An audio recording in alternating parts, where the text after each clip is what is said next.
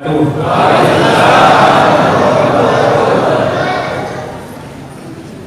masih momentum Syawal, saya ingin mengucapkan selamat Idul Fitri 1439 Hijriah. Taqabbalallah shalihal amal minna wa minkum kullu 'am wa antum bi khairin. Mohon maaf lahir dan batin. Yang saya cintai, saya banggakan Ibunda Nur Sa'adah. Afandi di mana? Ingat wajahnya. Ya, ingat wajahnya, ingat. Yang semoga selalu dilimpahkan kasih sayang oleh Allah Subhanahu wa taala, diberikan keturunan anak cucu yang saleh dan salehah, dan membahagiakan sampai akhir hayatnya. Dan juga mudah-mudahan dikumpulkan di surga nanti bersama seluruh keluarganya. Amin. Kemudian Bapak Ketua PDM Gresik, Pak Taufikullah, yang saya hormati, mudah-mudahan juga senantiasa dalam limpahan rahmat dan perlindungan Allah Subhanahu wa taala sebagai tokoh masyarakat di Gresik, wabil khusus di Muhammadiyah. Pak Taufikullah ini tentu di satu sisi mendapatkan nikmat besar dari Allah Subhanahu wa taala, tapi di sisi lain juga dibutuhkan dukungan, kekuatan doa dari kita semua, semoga bisa menjalankan amanah sebagai tokoh formal dan informal yang bisa membawa kita semua ke surga. Amin. Dan pengurus masjid belum ya?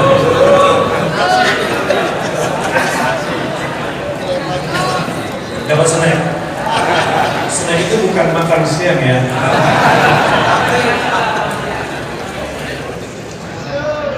Dan saya tadi sempat hampir melarang jangan sampai dikasih makan siang. Ngantuk nanti habis makan. Alasannya. Tapi snack insya Allah cukup untuk mengganjal dan kita punya energi untuk mendengarkan, mudah-mudahan ilmu yang bermanfaat. Menjadi orang tua soleh, ayah yang soleh, ini luar biasa nikmatnya. Saya sebutkan dulu yang pertama di dunia ini.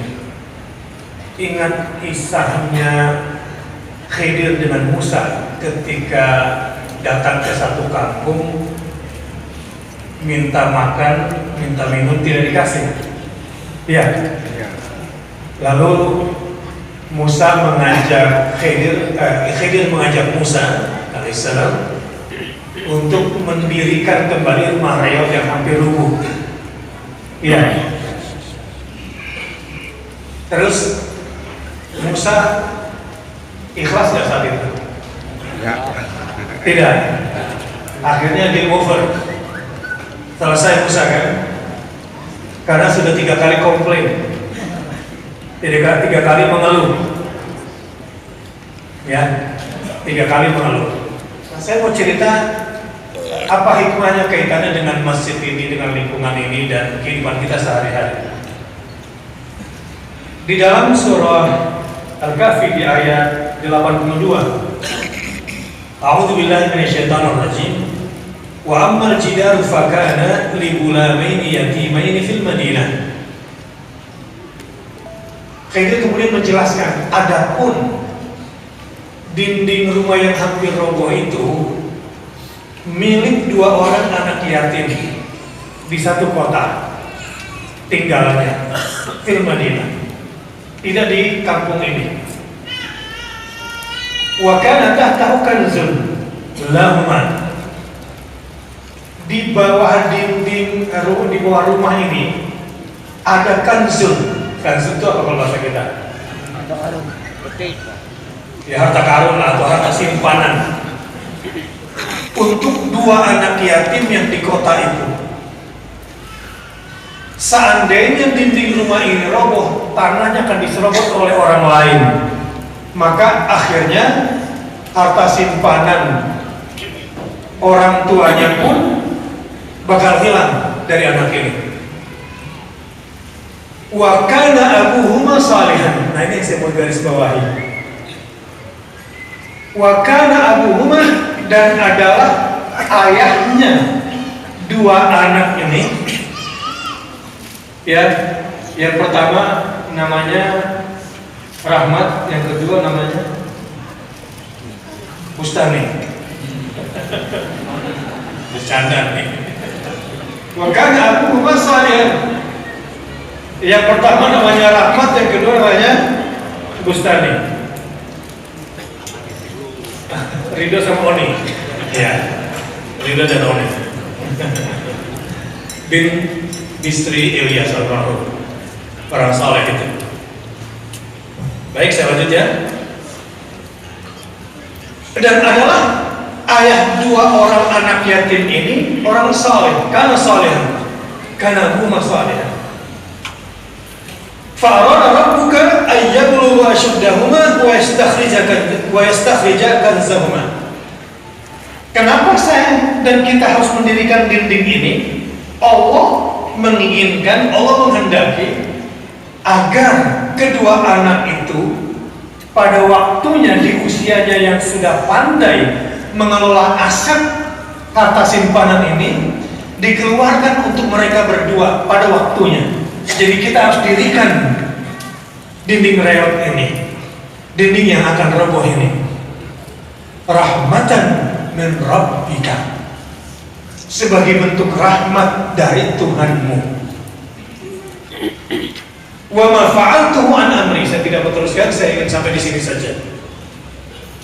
Jadi ceritanya Allah ingin merahmati si almarhum orang tua atau ayah yang saleh itu.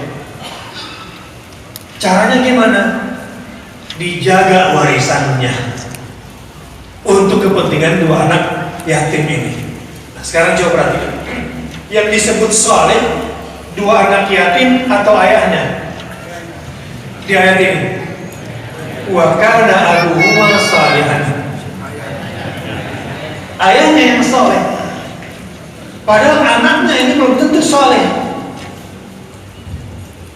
Maknanya ayah yang saleh warisannya pun dijagain oleh Allah Subhanahu wa taala untuk dua orang anak yatimnya itu. Namanya siapa tadi? Insya Allah gara-gara masjid ini, bisnis yang ada di sekitar ini semua akan besar dan akan berhasil. Iya Pak ya. Dan itu sudah rumus rest area di mana-mana sekarang. Kalau mau laku. Cuma kan dalam otak orang bisnis, masjid ini biasanya profit center atau cost center. Pemasukan atau pengeluaran.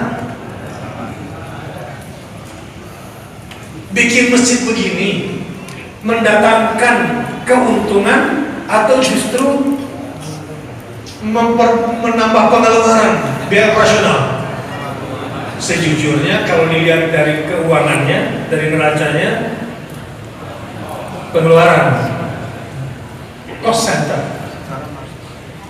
Ini otak orang bisnis yang tidak soleh. Tapi karena pemilik tanah ini adalah ayah yang saleh, insya Allah. Kan saya alumni Gontor. Dulu kalau ada studi tour, ya mesti salah satunya alamatnya ke sini. Ke ayah yang saleh ini kan, studi tour itu. Jadi anak Gontor itu disuruh belajar juga ilmu wirausaha. Dan anak kita harus berwirausaha. Dan selalu salah satu titik kunjungannya ibu ya. Ibu Nur mungkin selalu sibuk menghadapi menerima santri-santri, itu biasa santri akhir, untuk studi banding ke sini, studi tour. Nah sampai di sini bapak-bapak sekalian, jadilah ayah yang saleh. Dua anak yatimnya itu belum tentu salihain, karena tidak disebutkan di ayat ini. Yang saleh itu ayahnya. Kalau ayahnya saleh, warisannya pun dijaga oleh Allah untuk anaknya. Ini yang pertama. Kasus kedua, ingat gak kasus sapi betina? Cerita sapi betina Al-Baqarah. Ceritanya ada paman kaya raya tapi tidak punya istri dan tidak punya anak. Kalau dalam bahasa mawaris ilmu faraid ini namanya kalalah. Kalalah, ya. Tidak punya pasangan, tidak punya pula keturunan. Punya ponakan. Ya. Si ponakan ini ingin segera mendapatkan warisan dari pamannya, maka dibunuh si pamannya. Sejak saat itu pembunuh tidak berhak mendapatkan warisan. Begitulah dalam agama kita juga. Sekalipun yang membunuh adalah ahli waris, kalau dia membunuh, dia tidak berhak mendapatkan warisan. Itu dalam Al-Quran. Ya, cerita juga ditetapkan di dalam As-Sunnah ini. Nah, saya mau sampaikan ceritakan begini. Angle-nya soal ayat Saleh. Bani Israel terkenal saling gontok-gontokan di antara mereka, suka hanya gara-gara beda pilihan partai. Ya, satu Gus Ipul, satu lagi Khofifah. Tapi kalau Gresik sudah damai lah ya. Kan sudah selesai pilkada. Siap damai? Siap melupakan hasil pilkada? Bagaimana membangun Jawa Timur ke depan?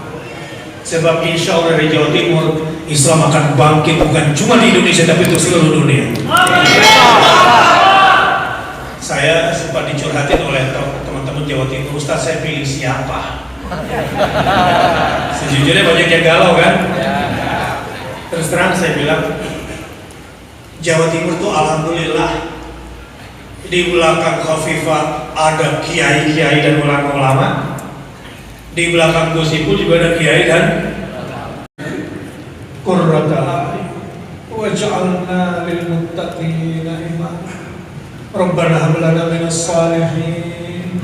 Rabbana awzi'na an nashkura ni'mataka allati an'amta 'alaina wa 'ala walidayna wa aslih lana fi dhurriyyatina wa aslih lana fi dhurriyyatina wa aslih lana fi dhurriyyatina inna tubna ilaihi wa inna minal muslimin. Bapak pada ibu sekali, didik anak.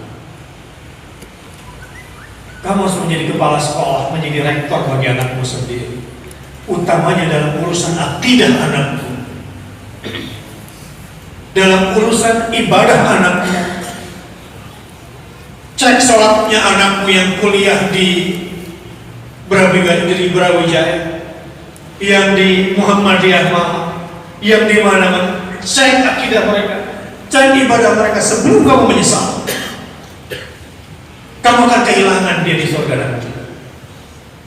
Sambil kita menjadi orang tua yang teladan. Bagaimana caranya? Anakmu yang kuliah di luar negeri, orang tua anakmu yang kuliah di Jakarta. Kalaupun kamu tidak bisa telepon dia, kirimkanlah voice. Sampaikan bu sama adiknya. Nah, aku mau bicara, maaf apa, ibu mau bicara sama kakak. Coba direkamkan suara ibu. Hanya sekedar mengirim doa. Cucu yang sedang kuliah di luar negeri kirim doa. Ini semua mempermudah, tidak lagi seperti dulu. Sampaikan doa buat dia. Ya, ketika anak saya juga sedang di luar negeri, dia jauh. Saya khawatir akan terjadi sesuatu pada dia di sana sebab dia di negeri orang. Dia mungkin merasa nyaman di kereta secara fisik, tapi saya tidak tahu apakah dia sudah zikir pagi atau belum. Dia sudah zikir sore atau belum. Bagaimana kondisi di sana? Kadang kita kirim suara. Sekarang kan sudah bisa pakai video, ya, sudah kirim video kepada Bapak Ibu sekalian. Jangan malas untuk berkomunikasi dengan anak-anak, supaya kamu tidak kehilangan mereka. Anak-anakku sekalian juga yang masih muda di sini, mumpung orang tua masih hidup, sering-seringlah telepon. Walau kadang komunikasi dengan orang tua itu nggak asik, pasti dia ngomongin itu lagi. Ya, gimana, sudah makan? Ya, pertanyaan itu lagi. Sehat? Ya sehat lah.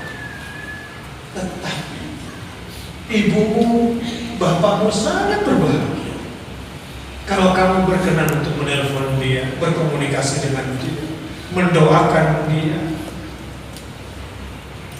Ya, ini cara anak sekarang sebetulnya bagaimana bisa birrul walidain kepada kedua orang tua. Nah, Bapak Ibu sekalian, orang tua yang saleh alhaqna bihim dzurriyyatahum, mampu mengupgrade, menaikkan status surga anaknya yang tadinya surganya di tingkat rendah, kemudian bisa satu level dengan surga orang tuanya yang saleh. Begitu juga milih pemimpin. Ganti judul sekarang. Saya cari pemimpin itu yang bisa bawa kita ke surga, betul nggak? Cari pemimpin yang bisa bawa kita kemana? Surga itu nomor satu. Memilih pemimpin itu kayak memilih imam salat. Ya. Assalamualaikum Pak Najib. Maaf tadi tidak menegur karena lagi pada serius. Sampai lupa. Pak Najib adalah salah satu pengurus di DPW, wakil ketua ya di PWM ya. Dan ini adalah pilihan daripada PWM untuk calon DPD RI dari Jawa Timur. Saya sudah sampaikan apa yang beliau lakukan tadi secara sekilas di Lamongan. Kita sudah berjumpa dengan beliau. Ya, kita doakan mudah-mudahan ada delegasi PWM dari Muhammadiyah Jawa Timur yang bisa menjadi pemimpin negeri ini. Minimal diikat Dewan Pimpinan Daerah, menjadi senator bagi Jawa Timur. Ya, ini Pak Najib boleh berdiri sebentar supaya kenal wajahnya. Ya, inilah Pak Najib. Ya, nanti kalau lihat fotonya, ya, beliau wakil ketua PWM Jawa Timur yang diamanahkan untuk mewakili Muhammadiyah di DPD Jawa Timur. Baik, selesai sudah informasi. Karena kaitannya ke pemimpin. Memilih pemimpin sholat. Sudah diatur, Anda umat Islam ini dalam memilih pemimpin seperti pemimpin sholat sebetulnya sudah selesai. Nah, cuma itulah kadang-kadang ini tipu-tipu dunia, ya. Seringkali ada cover-cover yang membuat kita kemudian dibodoh-bodohi. Ya, saya mau bicara dari mana ya kalau soal kepemimpinan ini? Ya, dari dalam hati yang paling dalam. Berarti curhat dong kalau kayak begini. Ya, begini. Bismillahirrahmanirrahim.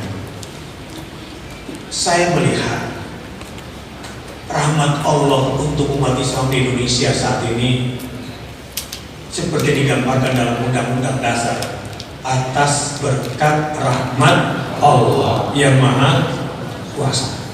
Ini sedang turun ke Indonesia, insya Allah. Maksudnya apa? Saya mau tanya, dulu pilkada 5 tahun yang lalu, gegap gempita umat Islam memilih pemimpin berdasarkan Islamnya seperti ini enggak dulu? Tidak. Kok bisa seperti ini? Iya.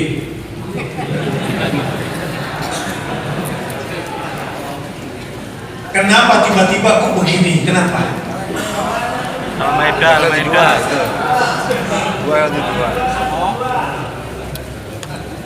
Di Jakarta sedang tidak ada pilkada. Tetapi di Jakarta tuh sering saya kata Ustaz, Jawa Timur gimana Ustaz? Gitu. Jawa Timur gimana Ustaz? Jadi mereka pilih siapa di Jawa Timur Ustaz? Saya diam aja.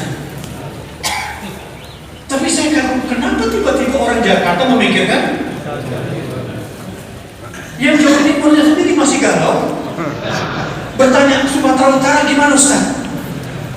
Gitu kan? Kan di sana ada pemain bayaran. Yang dikirim, ya, pemain bayaran. Sehingga dipasanglah sepatu Ustadz Abdul Somad dan siapa lagi satu lagi itu, ya, tidak boleh masuk gitu ya. Saya nggak tahu siapa lagi satunya.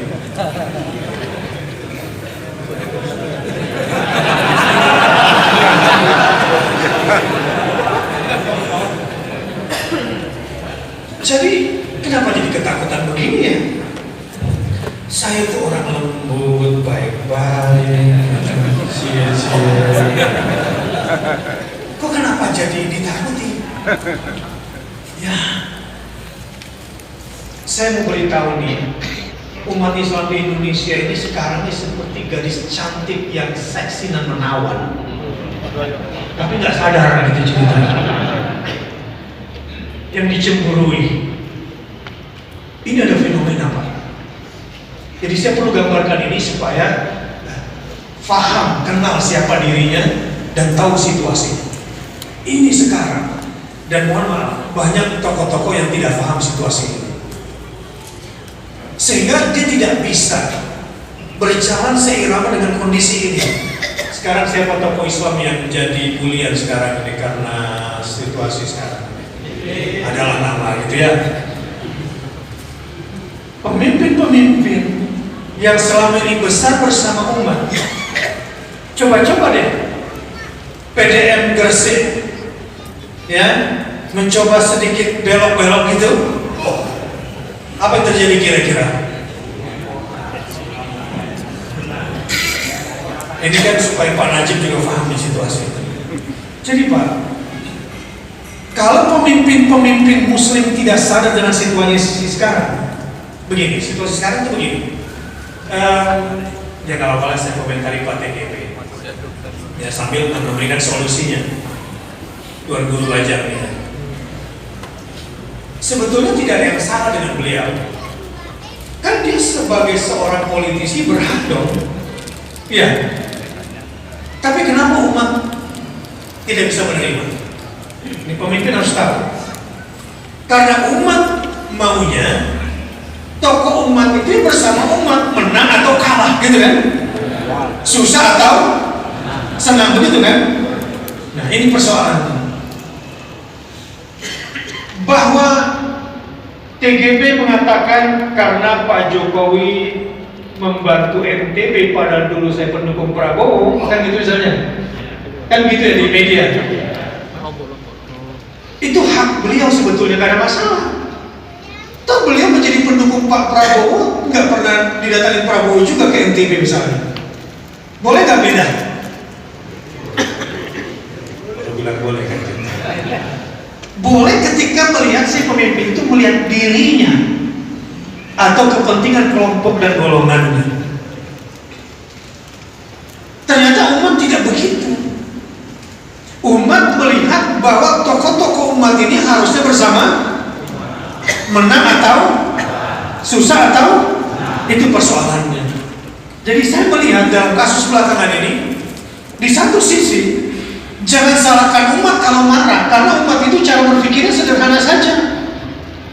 Karena kamu dibesarkan oleh umat dan kami harapkan yang susah senang bersama, begitu loh, maunya umat begitu kan? Tapi beliau berpikirnya loh seperti tadi. Nah, ini saya katakan situasinya. Situasi seperti ini. Lihat, saya pernah kumpulkan tokoh aktivis se-Solo Raya, masyayikh saya bilang. Ini para ulama saya pernah kumpulkan di DSKS, Dewan Syariah Kota Surakarta, DSKS. Masyayikh, ini umat punya giro Islam seperti ini. Seandainya kita bikin program, kira-kira kurikulumnya seperti apa? Berapa kali pertemuan? Kita harus rapat bikin training berapa kali? Kemudian berapa biayanya kira-kira supaya umat seluruh Indonesia girohnya seperti ini? Kita semua tersenyum lalu berkata, jangankan bikin kurikulum, baru duduk rapat saja kita sudah pecah belah. Betul kan? Kok tiba-tiba menjadi mau bersatu, ini ada apa kira-kira? Inilah yang disebut law anfaqta ma fil ardi jami'an ma alafta baina qulubi.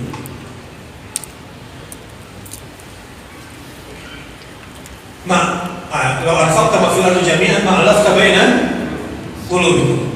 Ya. Walakin Allah alafa bainahum.